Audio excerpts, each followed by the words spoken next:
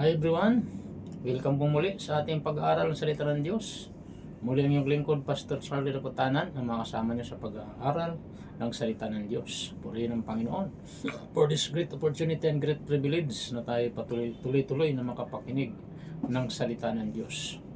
Purihin ang Panginoon. At ngayon, tayo muna sa mandaling yumuko at manalangin. Lord, thank you sa oras na ito sa aking pakikinig ng word ng iyong salita.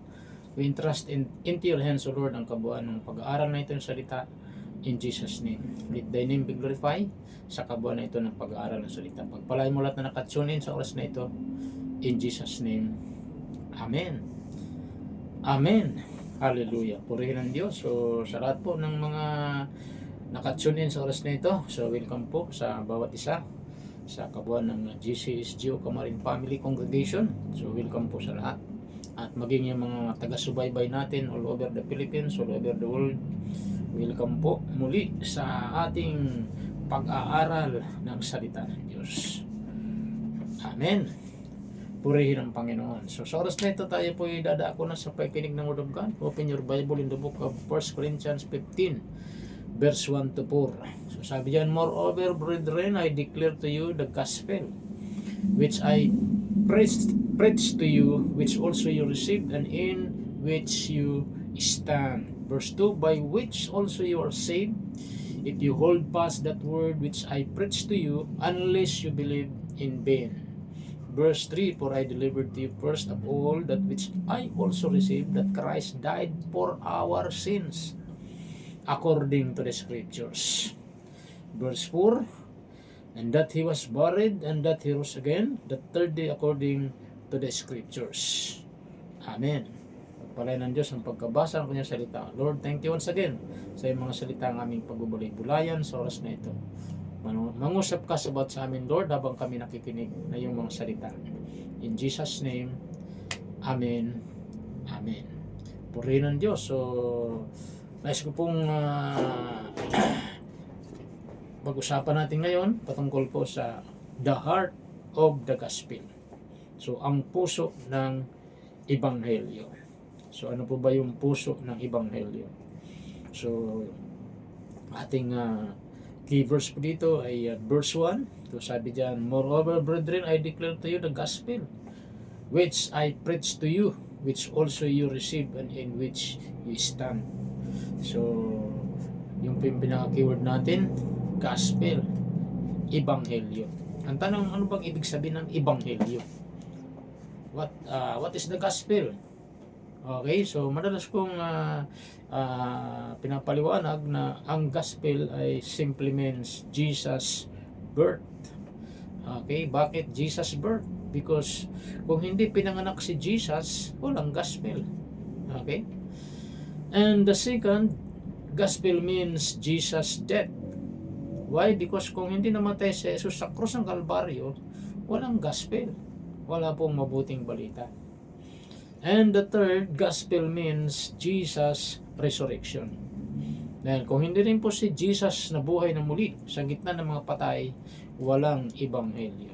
So that's the simple meaning of the gospel.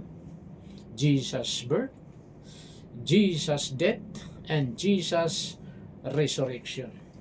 That's the gospel. Hallelujah. So, take note in our short introduction, the heart of the gospel is a central theme in Christian faith. Ang puso ng Ebanghelyo ay sentrong tema ng panampalatayang Kristiyano. Amen? It revolves around the love of God, the sacrificial death of Jesus Christ, and the promise of salvation and eternal life. Purihin ng Diyos. Ito'y nakatuon sa pag-ibig ng Diyos. Ang sakripisyong kamatayan ni Jesus Kristo at pangako ng kaligtasan at buhay na walang hanggan. Yun po ang Ebanghelyo ni Jesus. Amen. Sakripisyong kamatayan ni Kristo Jesus ay nagsakripisyo para sa iyo, para sa akin, para sa ating lahat.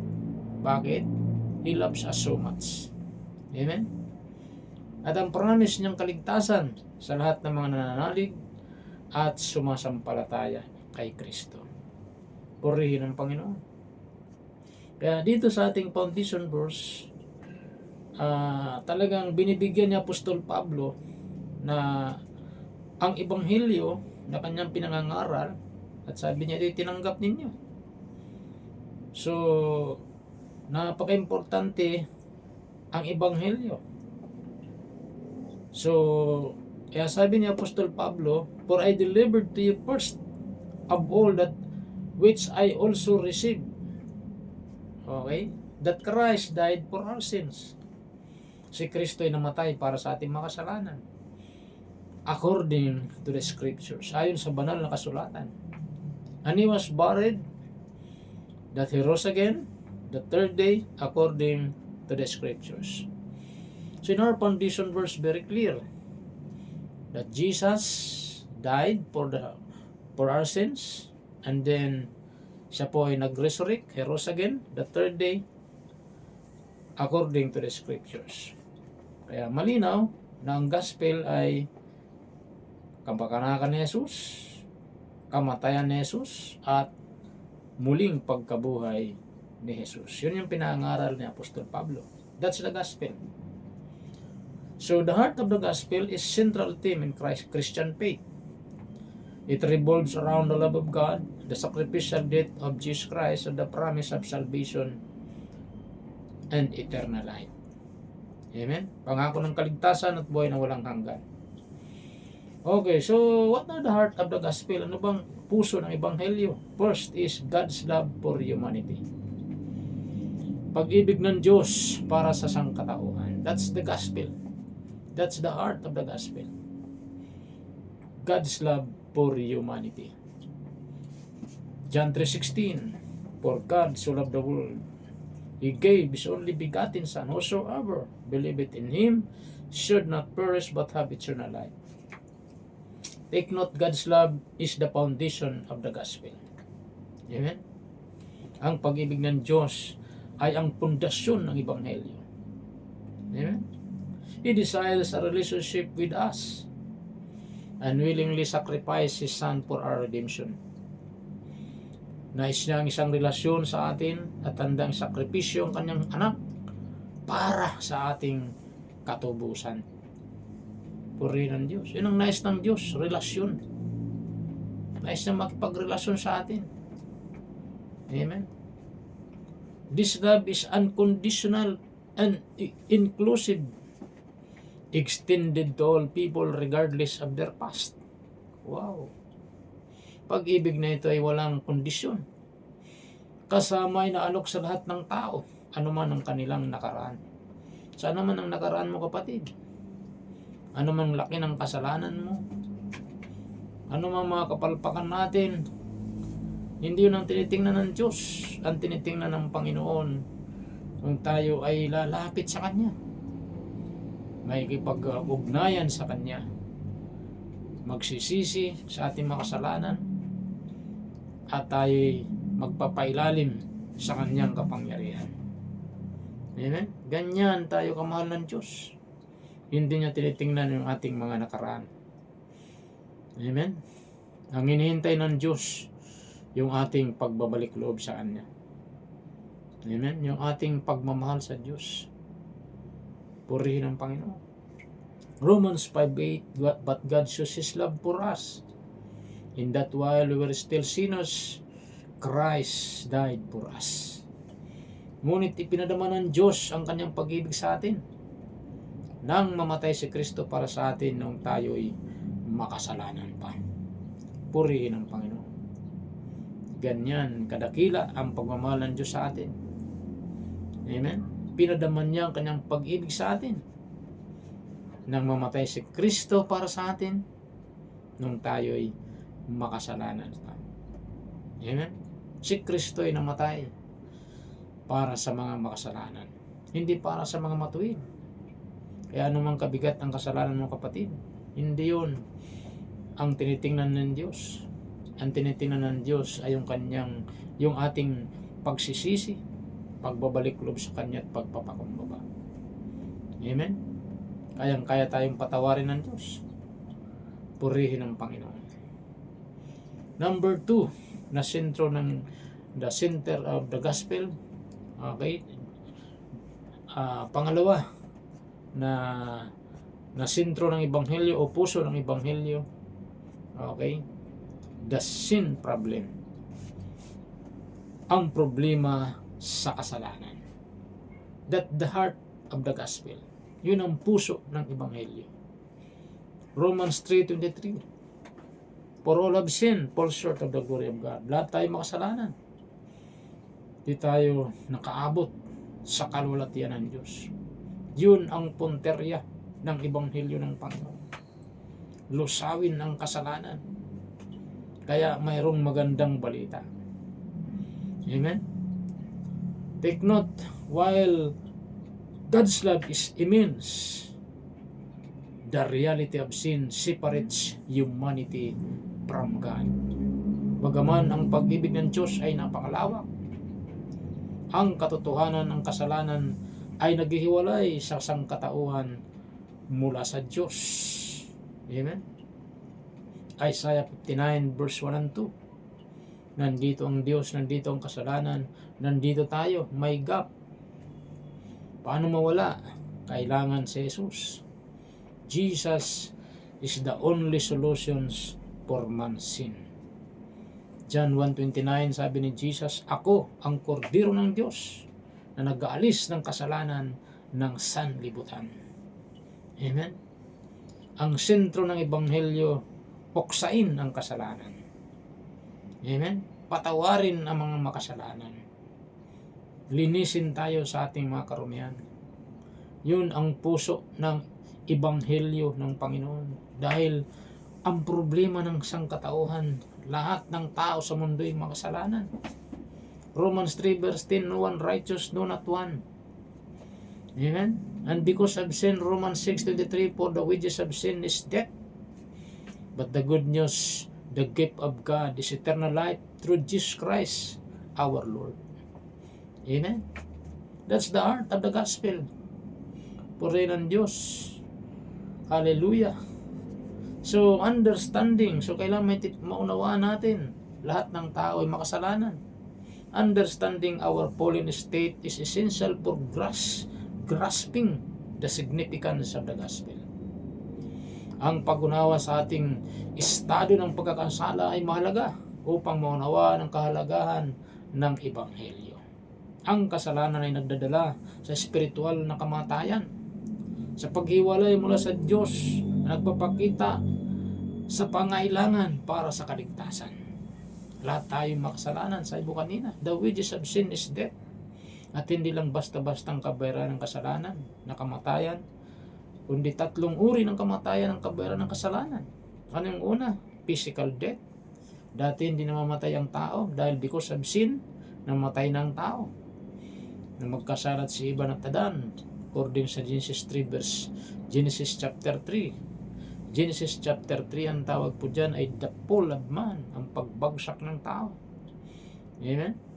Because of sin, namamatay ng tao physically. Dati hindi namamatay. Because God created us, hindi ka tayo ng Diyos, for eternity. Amen? Hallelujah. So yung pong unang kabayaran ng kasalanan, physical death. And the second, spiritual death. Because of sin, tayo namatay sa espiritu. Sabi ng book of Ephesians 2 verse 1, dati kayo mga patay sa inyong mga kasalanan. Ephesians verse 1 hanggang sumusunod na talata. So, because of sin, namatay ang ating spiritual na kalagayan. Ibig sabihin, separated from God. At ang masaklap na kabayaran ng kasalanan ng pangatlo, eternal death. Yun ang walang hanggang pagkaiwalay sa presensya ng Diyos. Doon sa dagat-dagatang apoy. Amen? So take note, sin leads to spiritual death and separation from God, highlighting the need for salvation. Ang kasalanan ay nagdadala ng spiritual na kamatayan at paghiwalay mula sa Diyos na nagpapakita ng pangailangan para sa kaligtasan. Nabanggit ito kanina, Isaiah 59 verse 2, but your iniquities have made a separation between you and your God, and your sins have hidden His face from you so that He does not hear. Ang masasama ninyong gawa ang dahilan ng pagkawalay ninyo sa Diyos. Nagkasala kayo kaya hindi niyo siya makita at hindi niya kayo marinig. Hallelujah. Purihin ng Diyos. So yun po ang puso ng kasalanan. Sin problem. Puksain ang problema ng kasalanan. Amen. Purihin ng Diyos. Tunay na pag-abuti ng ating Diyos. Mahal na mahal niya tayo. Amen. Purihin ng Diyos. Okay. So, pangatlo, na puso ng Ebanghelyo, mga kapatid. Third is the sacrificial death of Jesus. Ang sakripisyo ng kamatayan ni Jesus. 1 Peter 2:24. Ano po sabi ng Bible? Himself bore our sins in this body on the tree, that we might die to sin and live to righteousness. By his wounds you have been healed. Hallelujah. Sa kanyang pagkamatay sa krus, pinasan niya ang bigat ng ating mga kasalanan upang tayo mamatay sa kasalanan, mamuhay ayon sa kalooban ng Diyos. Kayo'y pinagaling sa pamagitan ng kanyang mga sugat. Amen. So, ang Panginoong Jesucristo ay nagsakripisyo. Amen. The sacrifice death of Jesus. Yun ang puso ng Ebanghelyo. Amen. Sinakripisyo ni Jesus ang kanyang buhay. Namatay siya sa krus para sa iyo, para sa akin, para sa ating lahat. Amen. Dahil tayong lahat ay papunta sa dagat-dagatang apoy. Pero minahal tayo ng Diyos. Pinasan niya ang ating bigat ng ating mga kasalanan upang tayo mamatay na sa kasalanan. Dahil ang kabayaran ng kasalanan ay kamatayan. Hindi lamang tayo tinubos ng Diyos, kundi sa pamagitan ng kanyang mga latay pa sa krus. Lahat ng mga sakit ng mga tao, ng sangkatauhan, ay may katumbas na kagalingan sa pamagitan ng mga latay niya sa krus ng Kalbaryo. Sa lahat ng nananalig at sumasampalataya kay Kristo. Amen? Purihin ng Diyos. Take note, the central to the gospel is the belief that Jesus took our place, bearing the punishment for our sins through His resurrection o crucifixion. Ang sentro ng Ebanghelyo ay paniniwala na si Jesus ay humalili sa ating pwesto, dala ang parusa para sa ating mga kasalanan sa pamagitan ng kanyang pagkakapako sa krus. Hallelujah. So, purihin ng Diyos. Kaya napakahalaga ang paniniwala, ang pananampalataya na si Jesus ang humalili. Nasa halip na tayong mapako sa krus, si Jesus na ang mapako sa krus. Siya nang napako para tayo ay hindi na maghirap. Kaya ang tawag dyan ay divine exchange. Hallelujah. Take note, His sacrifice satisfies God's justice and offers us forgiveness and reconciliation. Ang kanyang sakripisyo ang nagbigay kasiyahan sa katarungan ng Diyos na nag-aalok ng kapatawaran at pagkakasundo. Isaiah 53 verse 5, but He was pierced for transgression, for our transgression. He was crushed for our iniquities. Upon Him was the chastisement that brought us peace. Ngunit dahil sa ating mga kasalanan, kaya siya'y nasugatan, siya'y binugbog dahil sa ating kasamaan. Tayo ay gumaling dahil sa pahirap na dinanas niya at sa mga hampas na kanyang tinanggap. Purihin ng Diyos. That's the heart of the gospel, mga kapatid. Amen? Purihin ng Diyos. So, inulos ang kanyang tagiliran. Hallelujah. Siya ay binugbog. Hallelujah, dinuraan, lahat na ng pasakit ay dinanas niya. Alang-alang sa iyo, sa akin, sa ating lahat. Dahil mahal na mahal niya tayo. Amen? Purihin ng Diyos. So, dyan po muna tayo magtatapos. To be continue po tayo. Tayo manalangin, Lord, salamat po sa puso na Ebanghelyo. Na ikaw ay pinanganak sa mundong ito. At ika'y namatay sa krus ng Kalbaryo at muling nabuhay upang kami ay tubusin sa tiyak na kapahamakan sa impyerno. Yan ang mabuting balita.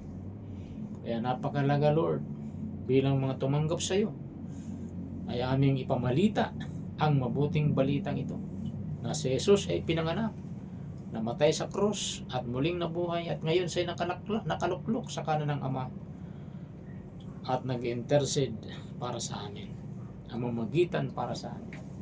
Salamat o Diyos sa sentro ng iyong ebanghelyo, ang iyong pagliligtas sa buong sangkatauhan, ang pagpuksa mo sa kasalanan.